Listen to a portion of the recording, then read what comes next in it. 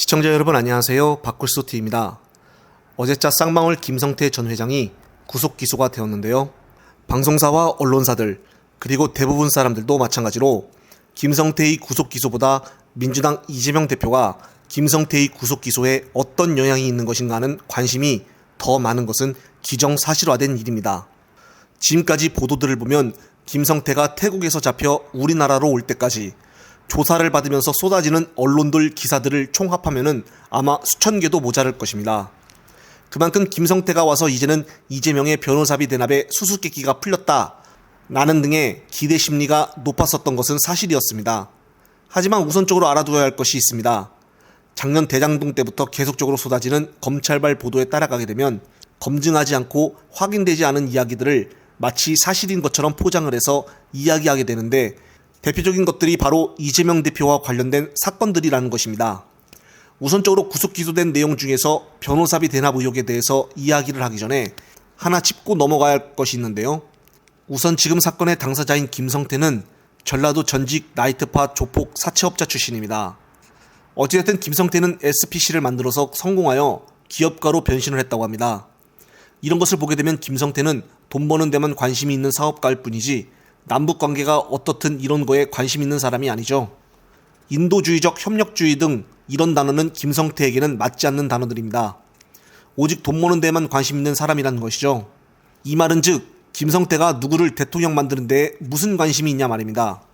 김성태는 윤석열이가 됐든 이재명 대표가 됐든 애시당초 그런 거에 관심 없던 사람이었습니다. 자기 돈 버는 것에만 관심 있는 사람이죠. 그리고 이번 보도들만 보더라도 자주 등장하는 김성태의 주변 인물 중에서는 이화영 전 평화부지사와 안부수 아태협회 회장이 있습니다.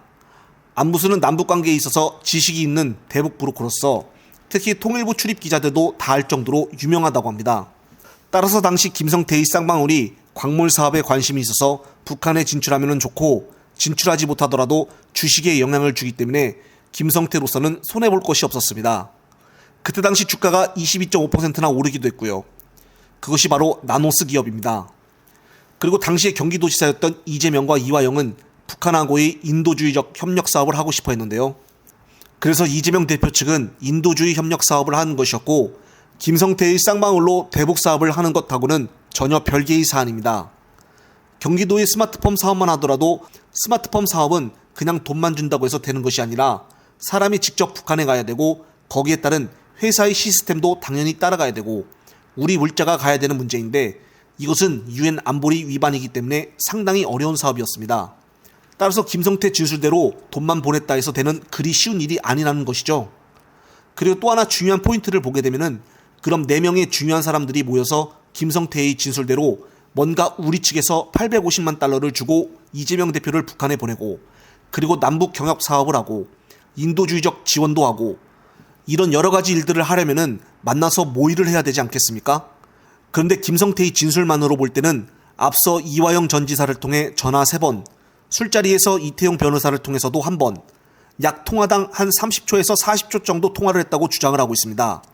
그럼 김성태의 입장에서는 이재명 대표를 얼굴도 한 번도 본 적이 없는 사람인데 이 사람을 믿고 이 850만 불이라는 큰 돈을 북한에게 보내준다? 이게 상식적으로 말이 되는 이야기일까요?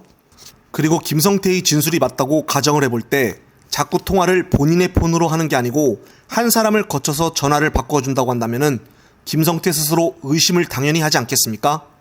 김성태도 엄연히 사업가인데 이런 부분들을 의심을 안 할래야 안 할 수가 없는 것이죠. 따라서 지금까지 김성태가 이야기한 진술들을 한 번쯤 생각을 해봐야 되고 지금 나온 검찰이 쏟아내는 일방적인 보도만을 가지고는 이것은 범죄적 혐의가 있다고 단정하면서 얘기하는 것은 대단히 위험하다 이런 말씀을 드립니다. 그리고 이제 중요한 것은 변호사비 대납 의혹인데요. 어제 구속 기소된 사항을 보게 되면 김성태의 혐의 중에 변호사비 대납 의혹이란 말 자체가 아예 없습니다. 그동안 이재명 대표가 소설 좀 쓰지 말아달라고 해서 수차례 이야기를 했었는데 이제야 좀 인정을 할까요? 검찰은 시간이 촉박하여 조사를 못했다라고 해서 추가 조사를 할 것이라고 했지만은 수사를 하는 사람들만 약 300여 명이 넘는데 더 추사 조사를 하겠다? 이렇게 답을 정해놓고 이재명 대표에 대해서 무차별적인 수사를 할 수가 있는 것인지 정말 가슴 아플 일입니다.